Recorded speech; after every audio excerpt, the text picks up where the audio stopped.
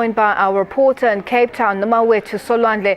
Nomawethu, good evening and thank you so much for joining us. Are firefighters coping with the raging fire?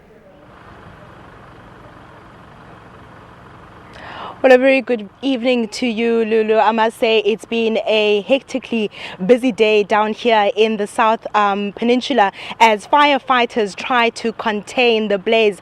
I'm not too sure if I'll be correct to say that they are coping at this stage. Nothing has been contained.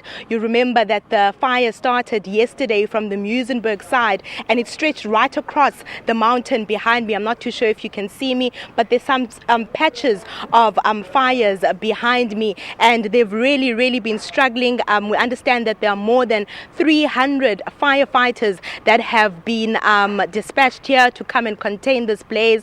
As you rightfully said, some more teams will be dispatched from the Eastern Cape and the Free State, because really we spoke to residents earlier and they camped out here as they try to come and monitor the situation, because obviously they're worried about their property. We spoke to some of them earlier that have evacuated their horses to safer places. There's a lot of worry here, and as residents leave this area to go to their homes to go and sleep, I'm not too sure if it will be any peaceful sleep, because there's certainly a lot of worry in the Muizenberg side. We know that people have been evacuated, but what's really interesting for me, the one thing that came out of the story is how the communities have come together. We know that people have been donating food and blankets and clothes to those that have been affected. We know that businesses and residents alike have been bringing water and food to the firefighters that have been working around the clock.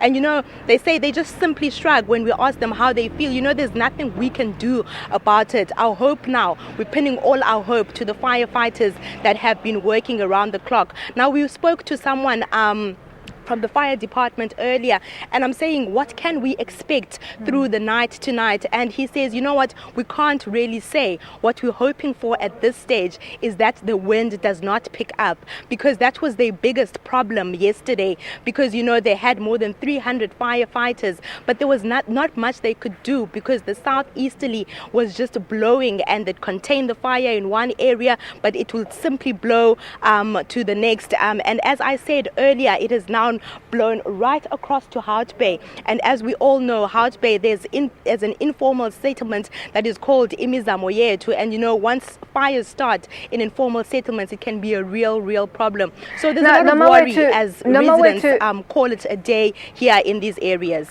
Now, Nomawethu, yes, have there been any other serious casualties so far?